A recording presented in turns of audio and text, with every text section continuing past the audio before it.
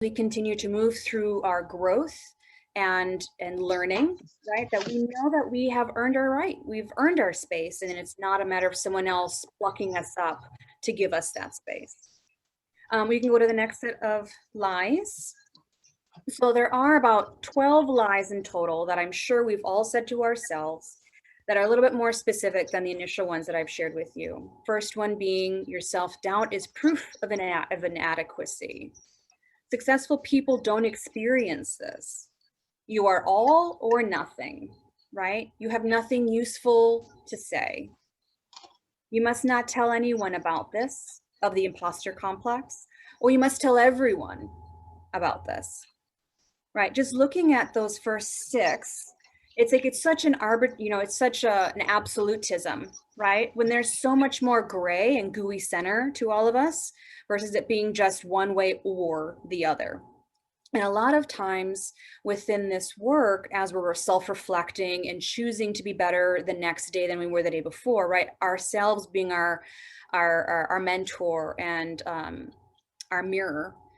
It's about how can we be yes and yes, I may be having a hard day and seeing my worth, but I also know what I can contribute. I know my experience and my academics have brought me to where I am for valid reasons and for just cause, right? You always have something to say. You have a voice. It's a matter of knowing how to use your voice and feeling empowered to use it effectively and understanding people are listening to what you have to say, right? And so as we learn more, I'll again share some tips, tricks, or behavioral tweaks to think about as we address this moving forward, which would be essentially 180s to all of these lies, okay? We can go to the next slide, please. And continuing on those lies is you're not ready, right? If you're going for that new job, or if you're going for a leadership position, or you want to start a new business, right? The you're not ready, I think a lot of times is the biggest inhibitor that we tell ourselves. You're never going to be 100% ready until after you've started it and have gone through the work, right? A lot of times you don't feel confident or comfortable until like you're a year into the role potentially. I mean, I actually had a conversation with a friend who took on a pretty big leadership position, and she was having confidence issues for the full first year. And I'm not saying that that's the regular or that's the standard, but for someone that's earned her right, earned her place, still feeling that level of self-doubt and inadequacy for some time until you hit a marker of some sort saying, I know what I'm doing. I feel confident as a leader. I feel like I can make a change or an impact and it's not going to be questioned by me. And I'm seeing people and colleagues and peers and direct reports follow my vision and that they see that I'm leading with authority or influencing without authority. But a lot of times we feel like we have to check every single box on that list of the job requirements, or feeling you have every component of what it means to be a successful business owner down pat before you even start. And a lot of times you learn by doing, or you can do the research, but don't let that lack of reading every single book in the library prevent you from starting, right? And leverage your peers, leverage others that have started before you, ask those questions, secure those mentors, and have that diversity of perspective and thought help you through those questions and those concerns. Another lie being you'll never be able to pull that off again. Like it was just a matter of luck. You've done it once and that was a fluke. And that's not true. If you've done it once, you know what to do differently next time. If it failed, or you can do better and learn forward, right? Or it's just a matter of time before this all crumbles beneath you. You're kind of just holding your breath, waiting for that shoe to fall. Someone's going to find you out. Or you can't trust the praise of others. They're just being nice, right? Or Midwestern nice, as we like to call it. Or toxic positivity, right? We don't see anything bad. We just try to make everything feel rosy and great and keep moving forward. When a lot of times we learn by failing, we learn by making those mistakes and needing that honesty and that constructive feedback to consider how to do things differently that may land in a better position than how you thought of it, because you have another perspective to consider, right? You always hear the old adage, 2 heads are better than one. There you go. Because you're only referencing your frame of perspective and experience and conditioning and all of that. by receiving honest praise from others and asking for honest praise, like call me to the table, right? Tell me honestly, and being receptive to that feedback, you'll start to garner positive areas where you've done well and potential areas where you could improve. But again, it's always continuing to choose to move forward. Or you're going to have to fake it till you make it, right? I've heard this one before. And to some point, you have to, I've heard, dress for the job that you want, right? Or kind of continue to move forward even if you don't feel 100% ready. And so there's some sort of balance to this, right? It's not about faking it like you have no clue what you're doing, right? You're applying or pursuing something totally out of left field. But if you have some inclination, your why of why you're pursuing something is strong enough, you will find a way. It'll be important enough for you to do the due diligence and do the research and feel prepared enough to start, like an MVP, a minimum viable product, where you're not going to have every answer under the sun, but knowing which questions to ask will help you to move forward in your sense of confidence and achievement. And or asking for help is for the weak. This one I throw out the window, right? I teach this to my kids all the time. Asking for help is actually a strength. It's a matter of self-reflection, of knowing where you're strong, where you're doing okay, and where you actually need a little bit more of a lift. And having that sense of self-reflection and self-awareness, that level of EQ, the emotional intelligence, is a superpower in my mind, where you're not running forward without a clue in the world, but you're saying, hey, call me to the table, tell me honestly how I'm doing, and I need some help here. Because sometimes if someone explains just a little bit differently to you, or says, hey, this is what I've done, it helps you think differently about how to pursue for yourself. So again, perspective, diversity of thought is key here in a lot of these lies, that you have to just manage it all yourself. And that's not true. Like when we see successful individuals, they didn't just do it by themselves. They had their mentors, they had their personal board of directors, they had a team that helped to support them through this, right? You want to go fast, go alone. You want to go farther, go with people, go with a team, collaborate. And I feel that's 100% true. So we can go to the next one. Thank you. So here's an example of what I was talking about. Don't trust what other people say. They're just being nice, right? Here's a funny comic about that. Someone saying, oh, I love your work. And the person saying, they're my family. They have to say that, right? They're not being honest. They're just being supportive.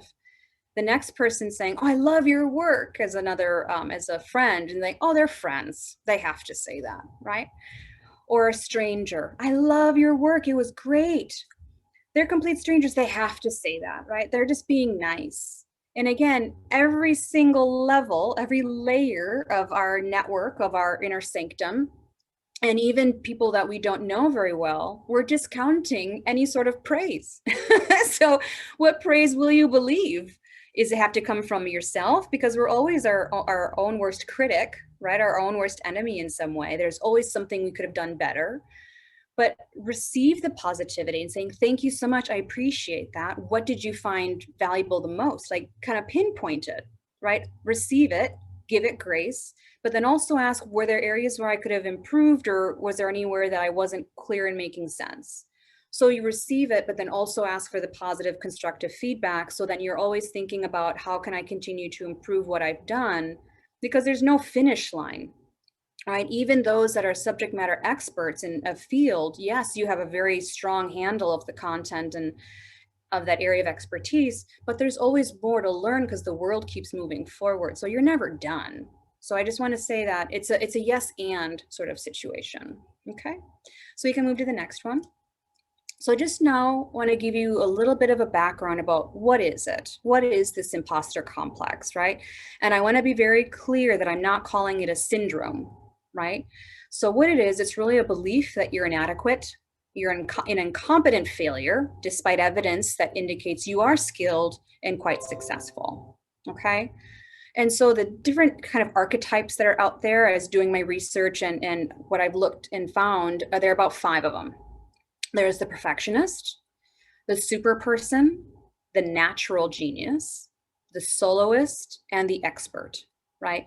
And a lot of times you'll find that no one ever fits pretty into a nice little box. You're going to have different components and kind of blur the lines amongst all of these in one way, shape, or form, right? So you may have some tendencies from a perfectionist and a natural genius, or an expert and a super person, right?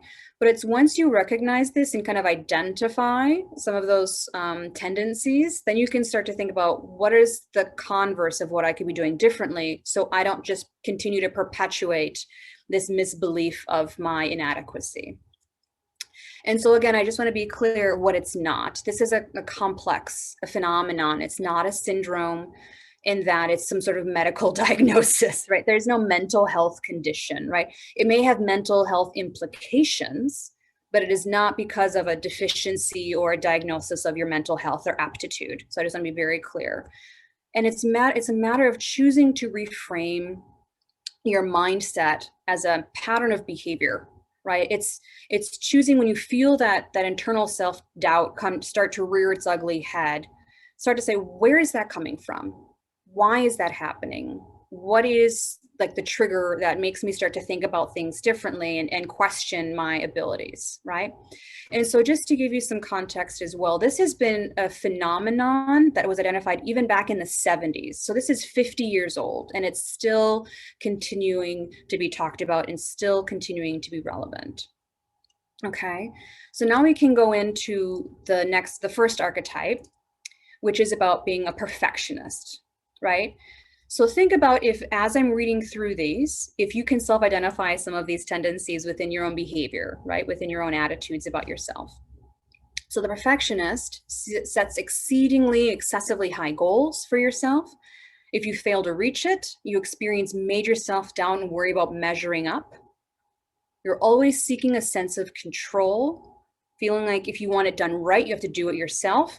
I find that in myself quite a lot. If it's cleaning, even just cleaning the house, I'm like, oh, it's not done, I got to do it myself. Or to prove your worth, you dig in by over preparing, refining, polishing, finessing, perfecting, right? There's always another tweak to do. There's always something more to do. How many iterations, how many versions of a report have you made, or of a presentation have you done? Just saying, there's one more thing I need to do, one more, tweak to be made, right? And if you always think about, I forget the quote, I'm not going to quote it correctly, but it's something along the lines of, I apologize, my letter is so long, I didn't have enough time to review it, right? So it's like, if you have that stream of consciousness, you're always able to continue to edit and refine, but there has to be a line of when it's enough, when you feel it is a solid, impactful, and significant piece of work, and that you just need to kind of step away from it sometimes, right? Another component would be that you try to learn everything about everything. You think it's never enough. There's always more to learn. And you become anxious and exhausted, and it's all too much, right? But yet you did this to yourself. You think about, have you ever been accused of being a micromanager? Do you have great difficulty delegating? And even when you are able to delegate, you still feel frustrated and a sense of disappointment potentially in the results. When you miss something like an insanely high arbitrary goal or mark on something, you accuse yourself of not being cut for it, or you kind of just sit and stew on it for the day? Or do you feel like you have to be 100% on, 100% perfect 100% of the time? These are other components of what a perfectionist is, right? And one thing I want to have you think about is, you want to seek progress, not perfection. Perfection is not attainable, but progress is. So what can you do about it, right? So success is rarely satisfying. And so when in a perfectionist sort of role, so you believe that you could have done even better, right? There's always something better I could have done, but that's not productive. It's not mentally healthy. So own and celebrate your achievements, those little mini milestones that you have, and that's essential. And it's also essential in this world that we're living in regarding burnout, that you need to find ways that you can be content and cultivate that sense of self-confidence, right? And so it's about taking mistakes in stride. It's about having those mini wins and those mini failures and learning forward from them. It's choosing growth over fixating on what fell flat. And understand that's a natural part of the learning process. And then push yourself to act before you're ready, right? If you feel kind of that stirring in your stomach, like, oh, I don't know if I'm ready enough, that's when you need to take a step. because that's when you're going to sit and ruminate and stew until you feel you're ready, and then you could have missed an opportunity. And so the sooner that you're able to think about that and accept that, the better off you will be. Okay. So we can move on now to superwoman or super person, people pleaser, any version thereof. And this is another one too to think about, where it's not finite, right? You can have some components, some tendencies of the other archetypes. So it's not one pretty little box that we all fit in, right? But this one is, you don't really ask for what you need as a person, as an individual, as a unique contributor. Because then what's happening is true connection doesn't happen. It's always a one-way relationship. You're giving, giving, giving, giving. You're filling all the cups of everyone else, but you're not filling your cup. You're not asking for what you need to feel fulfilled and poured into, right? You're convinced that you're a phony amongst real deal movers and shakers and colleagues, right? They're doing something right. I'm not doing something right. I'm not measuring up, right? You often push yourself to work harder and harder and harder to measure up, but to what degree? When is enough, right? When is that that level of I'm good where I'm at, and I'll receive the feedback and continue to move forward, but you're always, always, always pushing. And that can also have some potential negative adverse reactions as well. You cover up insecurities, you work overload, and you may harm your mental health in the process, and in turn relationships. And again, you can lose yourself in trying to always please everyone else. You're not being honest about who you are, what you need, why you need it, and giving yourself some time to reflect and relax. And you're always afraid to rock the boat, right? Just continue to swim, put your head down, be part of the crew. But again, you're dimming your light to allow others to shine brighter and pour into them. And so it's really what you have to do differently is to think about steering away from external validation and really look for internal validation, right? The power for someone to make you feel great shouldn't start with someone else. It should start with you. So even if your leader is, giving you a project and is a stamp of approval, on the flip side, you can take that constructive criticism and not take it personally, right? Think of it as like the work product that you're putting forward and not as a personal attack because they're looking at the work. They're not going after you as an individual. So don't make that incorrect relationship. Yes, it is an extension of your work, but they're not criticizing you as an individual. So just think about kind of that dissociative situation.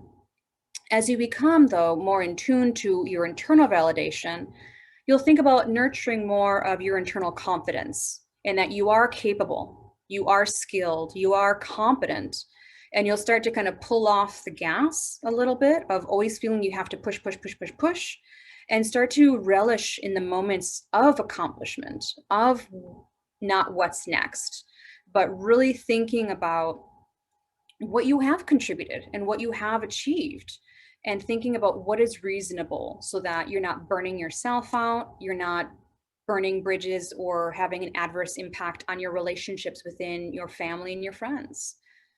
So if you think you see yourself in this sort of archetype, ask yourself some questions.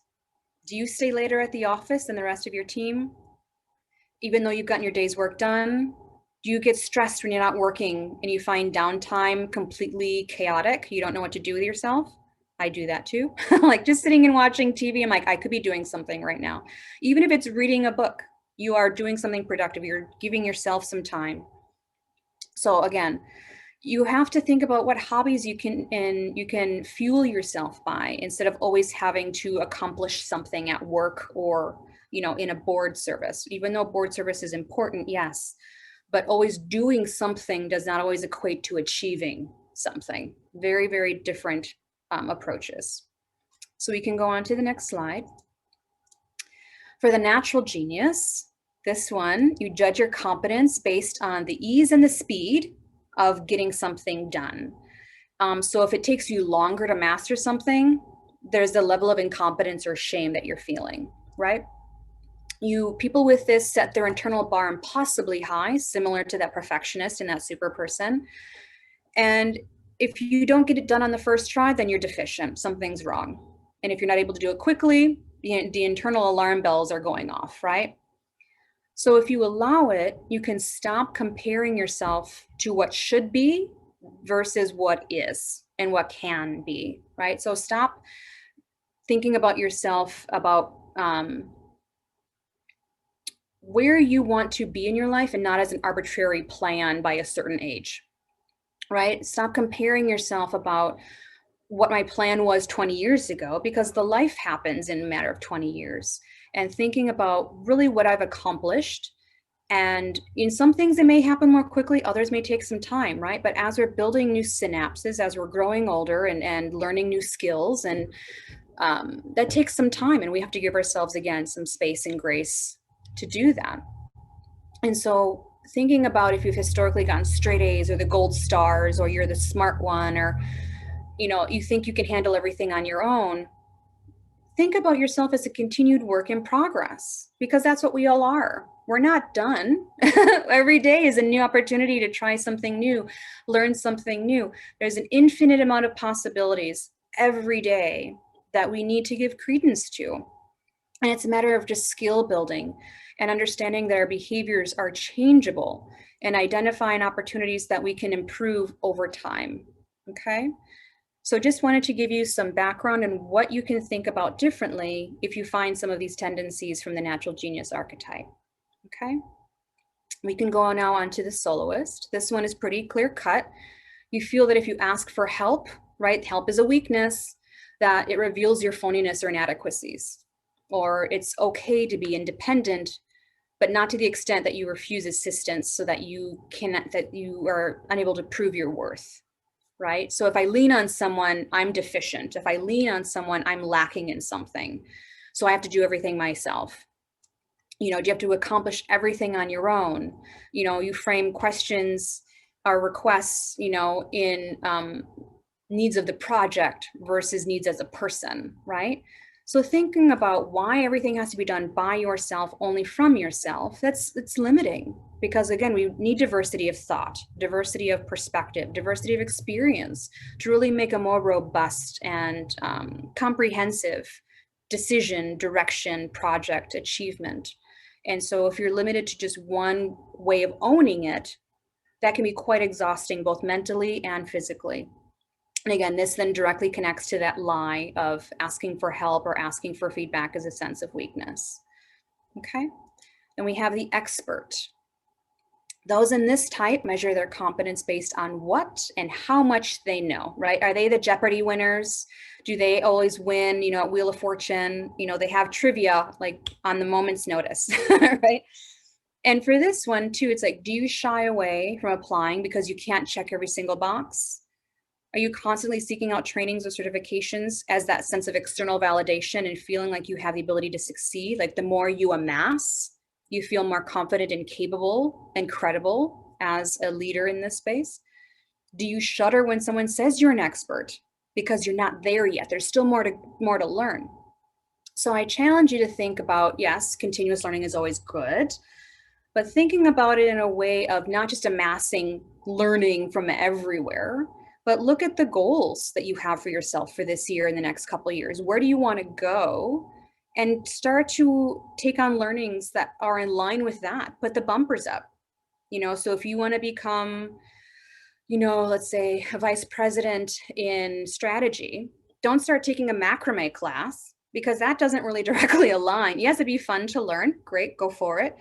Or, don't necessarily then go down the path of benefits, but like Six Sigma, lean methodologies, all of that would help with strategy and business transformation. But once you start to isolate and put some bumpers up, that'll help you understand what fits within of what I'm trying to pursue and what can wait until I'm moving forward in my progress and achievement on what I want to accomplish, right? So think about like just in time, on demand learning, right? Start setting learning goals and not necessarily performance goals, right? So I just wanted to give you some thoughts around that. So you can move on to the next one. And so one thing I had mentioned earlier on is that this happens to 70% of people around the world. You are not alone in this. In that, I just wanted to share some quotes from quite successful people that I think a lot of us can recognize. John Steinbeck, a well-known author, wrote in 1938, "I'm not a writer. I've been fooling myself and other people," when he wrote this in his diary. You have Jodie Foster, who's a well-known producer, director, and actress. "I always feel like something of an imposter. I don't know what I'm doing." When she was recognized for the Entertainment Women of Power event, as a guest of honor. You have Tom Hanks, and he says, "No matter what we've done, there comes a point where you think, how did I get here? When are they going to discover that I'm in fact a fraud and take everything away from me, that I just got here by luck, essentially?" And then we have Maya Angelou. "I have written 11 books, but each time I think, uh-oh, they're going to go and find out now. I've run a game on everybody, and they're going to find me out." Established, well-regarded, successful individuals feel this throughout their life. And so it's a matter of, how do we recognize these tendencies, or how do we recognize in the moment when that voice starts to creep in, right? And we could know all the things cerebrally, right? But once we start to connect the head and the heart and understand our value and our capabilities, that's when you're going to start to see change emerge and take effect.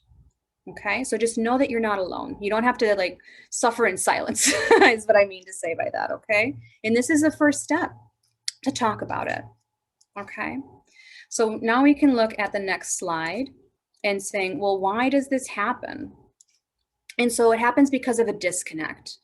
There's a disconnect between how difficult a task is believed to be and how difficult it actually is. And this can cause a dissociative disconnect, like leading to the imposter complex, right? Is it really that hard, or is it really not that hard? And what's my capability, my competence to achieve it? There's a disconnect. Or there's an internalization of bias. So, biases can make a person from an underrepresented identity or demographic think that an accomplishment should have been harder than it actually was. Because if you've been receiving these like biased bruises, or these bruises by bias throughout your life, and you're like, and then you achieve something quite significant, you're like, oh, is that even that hard, or is that even that great, if you've been dealt with these biases all of your life, right? Or transitional experiences. As you take on a new job, as you start a new business, right?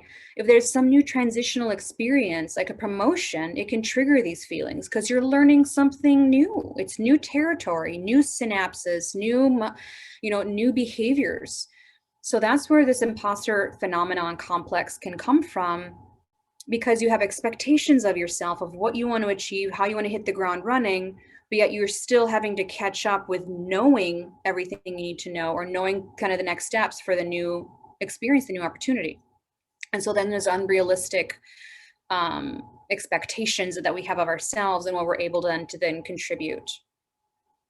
Then struggling to assess, right? There have been plenty of studies done revealing, again, that biases in the workplace, women being assumed less competent, people of color being less likely to get certain job interviews, it all adds up, right? Am I just the token? Am I based on merit for earning this job? Was I just kind of a diversity hire, a check a box, or were you really hired or promoted based on merit and performance? And so you reel with those questions, and others may ask those questions, but that's where your self-confidence and your competence comes into play, and turn that light on and saying, no, I believe in what I'm able to do. I've earned this, right? And not start to self-doubt based on tokenism or performative language, right?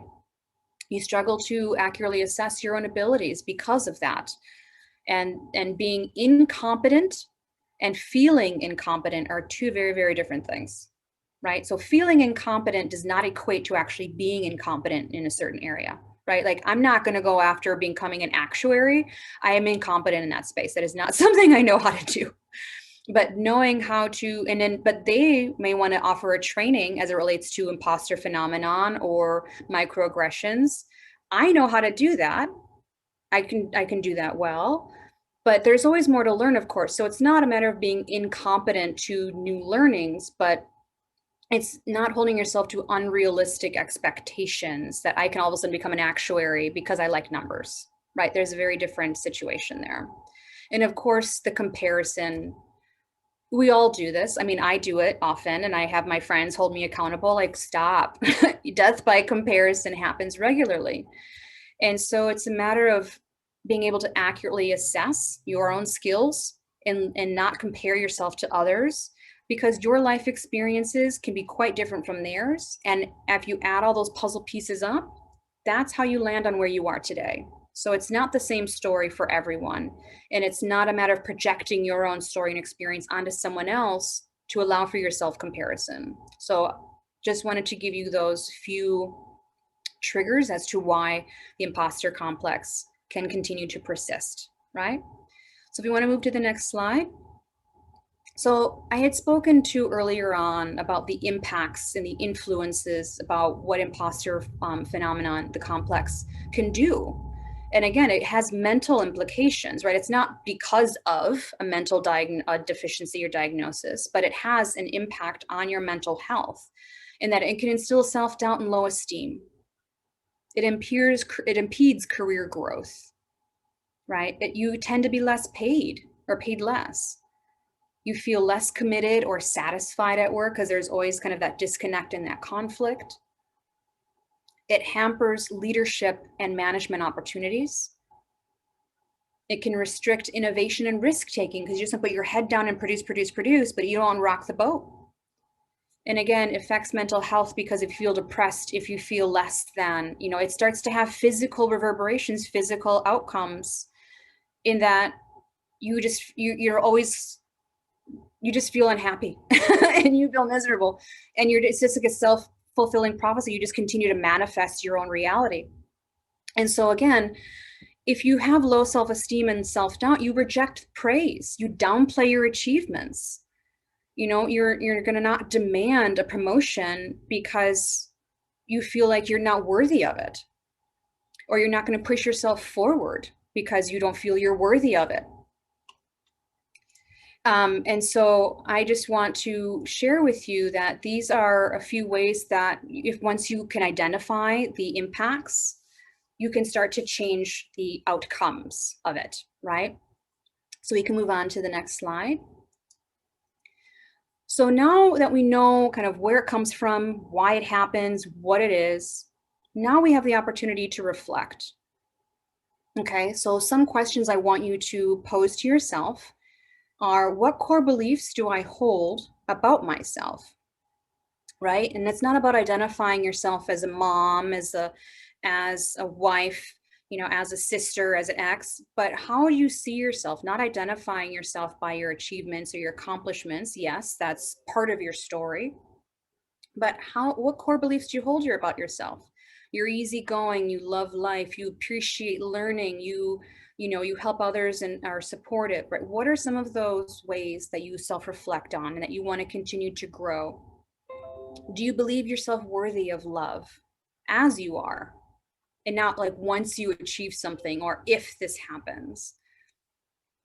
Or must I be perfect for others to approve of me? Right? That's a projection. And it's a lot of times the only story is only happening in your head.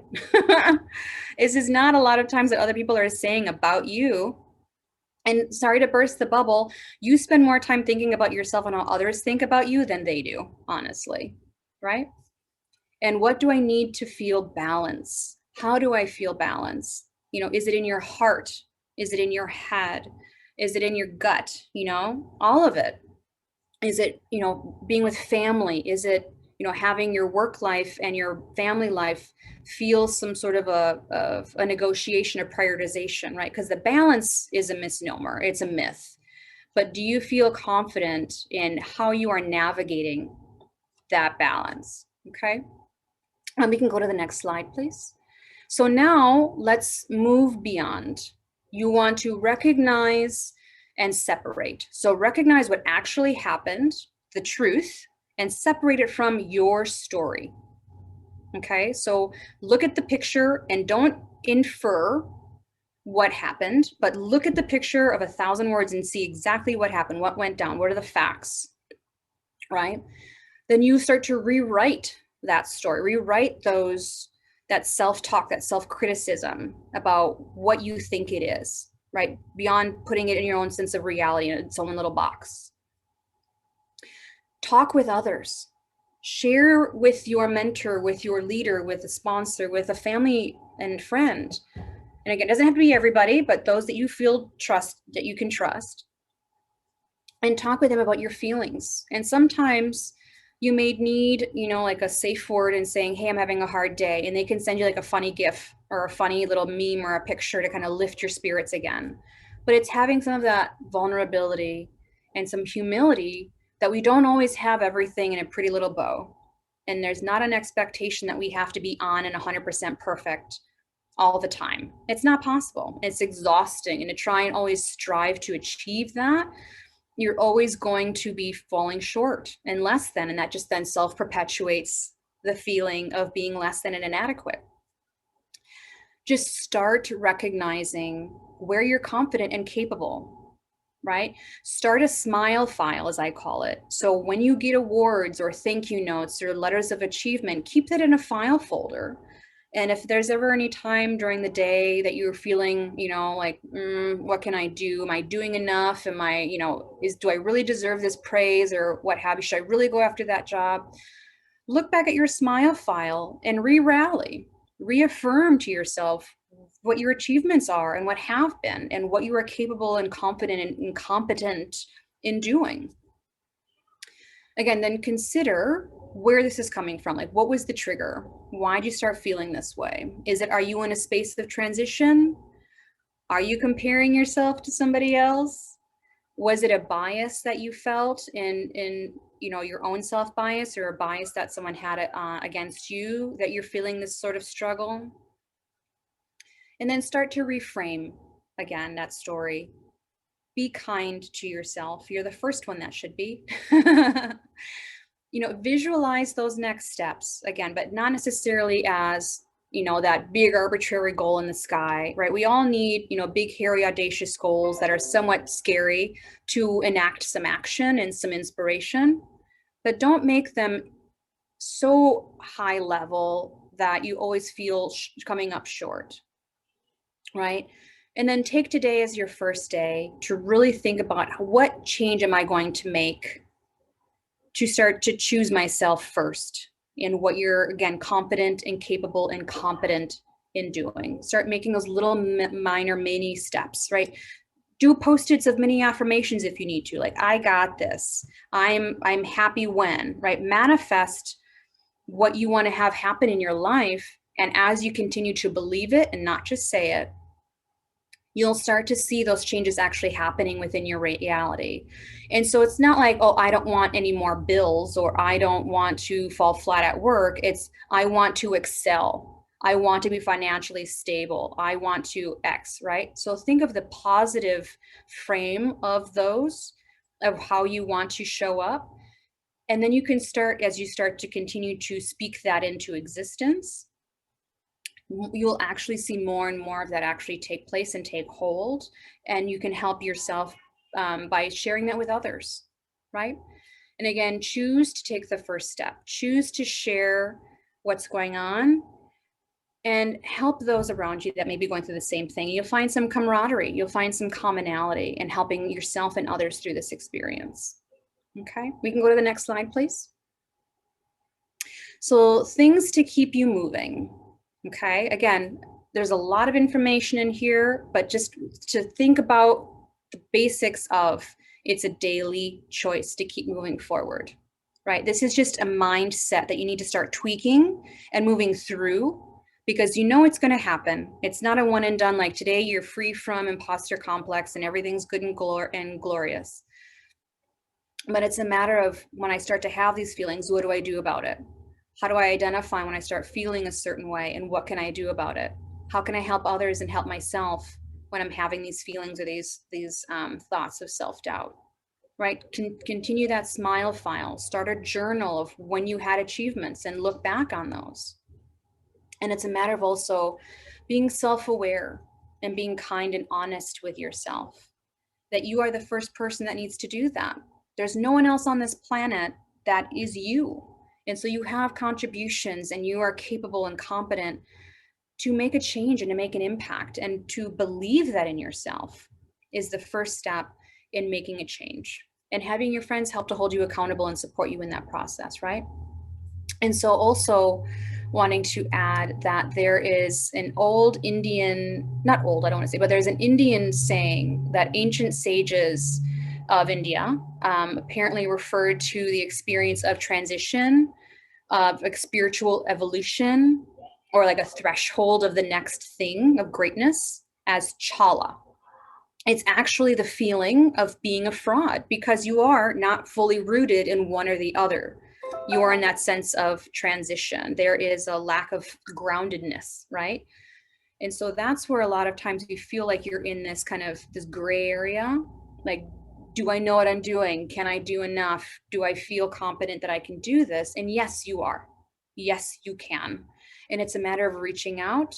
It's a matter of asking those questions. And it's a matter of being honest with yourself about why you have those feelings and not seeking always the external validation, right? But starting with yourself first and having some of that self reflection. Okay. And there is a TED talk by Tanya called Overcoming or Owning Your Own Authority, sorry, that I highly recommend.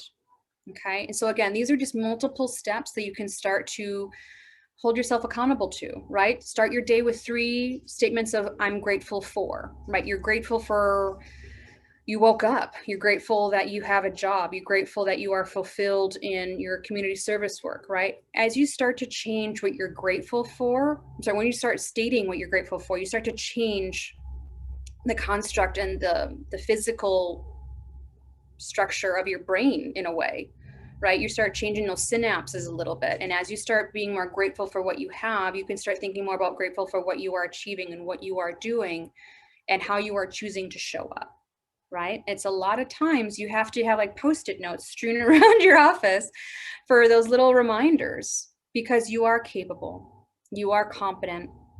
And if you see someone that it's achieving something that you're like, oh, I'd love to be that person or do what they're doing, reach out to them. And it's not a matter of, oh, I want to be the next X, right? But be your version of that person, right? Don't try and emulate who they are, what they've done. Their life story is different than your own, but recognize maybe they tried something new. They took a risk, they learned from it. They went to school and did X, right? But learn from what they've done and some of the choices they've made and see how that fits within what you're trying to accomplish. Because then if you do what they did, it's not going to feel real and authentic for you potentially. So it's a matter of how do you make this story and make your goals your own by considering diversity of perspective, diversity of thought, and diversity of experience. Okay. Can you go to the next slide, please? So I want to leave you with these 3 questions. So what if you could stop saying sorry for taking up space and just owned who you are? Just own your glory. Just own your loud laugh or your needs for hugs or, you know, what have you. Just own it and relish it and appreciate it because that's what connects you with other people, your energy, your authenticity.